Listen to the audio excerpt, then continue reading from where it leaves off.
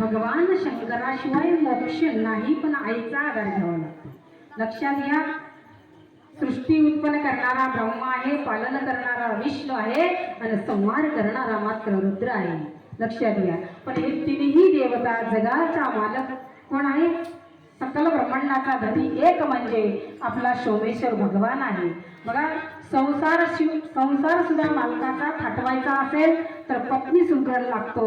तसा त्या सृष्टीची उत्पत्ती करताना चालणारा, बोलवणारा, हलवणारा, घेणारा, तारणारा, मारणारा कोण असेल? शंकर आहे. पण स्त्री शिवाय झाडा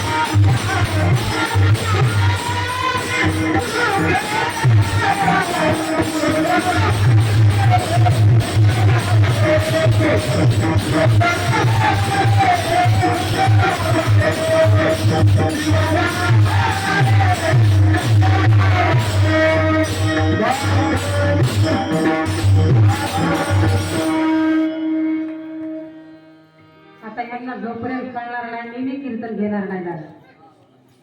किती जणांना प्रमाण कळलं गेलं. शिवदास म्हणे शंकरा वाचवणे कोण त्रिभुवनी सुखदाता. इतकं सांगितलं तरी आपले हात हलत नाही महाराज. देवाला हात देऊन तुम्हाला चुका केले का? पांगडा जर ठेवला असलं तर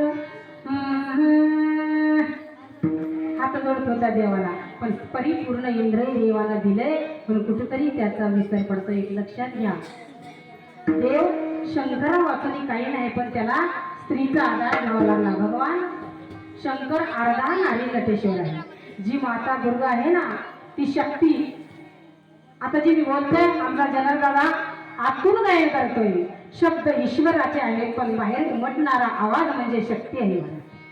जे शब्द शंकर आहे, म्हणजे आवाज बाहेर निघतोय कंठामधून, ते शक्ती आहे. हाताला टाळी वाजवता ही शक्ती आहे. चालता, बोलता, उठता शक्तीशिवाय कोणतंही इंद्रिय हालचाल करत नाही. ती शक्ती म्हणजे आदिमाया ईश्वर.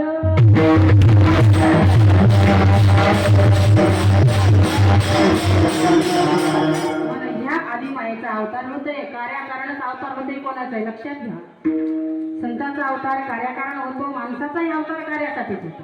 प्रत्येकाचा अवतार कार्यासाठी होतो. आणि एकदा का कार्य संपलं की आपण आपल्या गावाला जातो. कार्य जाता स्थळासी जाई.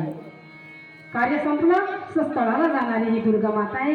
एक लक्षात घ्या, पूर्वी कलियुगामध्ये, आताही या कलियुगामध्ये जरा असणारे लोक आहेत, खूप उन्नत झालेले आहेत, मातलेले आहेत, धर्माच्या विरुद्ध कर्म करणारे आहेत. आता आपल्याला प्रश्न असेल, आता ह्या कलियुगामध्येच असे लोक दैत्य असतील, पण पूर्वी ते दैत्य होते आणि त्या दैत्यासाठी या मातेला अवतार घ्यावा लागला. शिवाय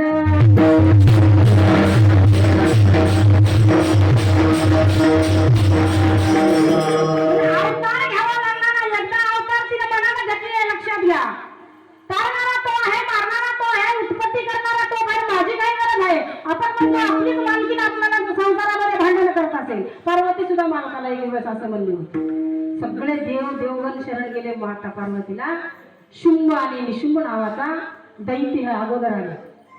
शुंभ, निशुंभ, पुन्हा चंड, हुंड आणि चौथा 5वा क्रमांक म्हणजे महिषासुर. हे 5 जणांचा वध तिने नवरात्रीमध्ये केला. ऐश्वर्य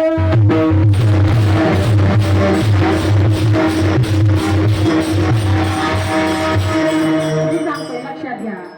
देवीला शरण लक्ष्मण महाराज का गेले असतील की बाबा ती दया आहे, आदिमाया शक्ती आहे, तिला प्रेम. एक लक्षात घ्या, आपण आपल्या घरामध्ये मांजरी असतो काय पाहिला का तुम्ही? मांजरीचे दात मांजरीच्या पिल्लासाठी मऊ असतात आणि तेच मांजरीचे दात शिकार करण्यासाठी, उंदरासाठी क्रूर असतात. कुळाप्रती घेतू क्रूर, भक्त मर्दिले शूर. लक्षात घ्या की भक्तासाठी सगुण झाले. मी माझ्या माणसं म्हणत नाही, भक्तासाठी सगुण दैत्य मर्दिले दैत्य मर्दिले दैत्य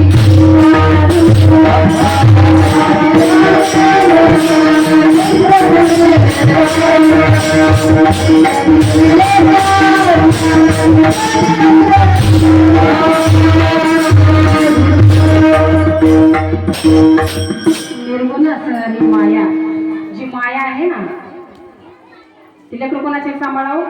झालं माझं अर्धा तासात कीर्तन करणे.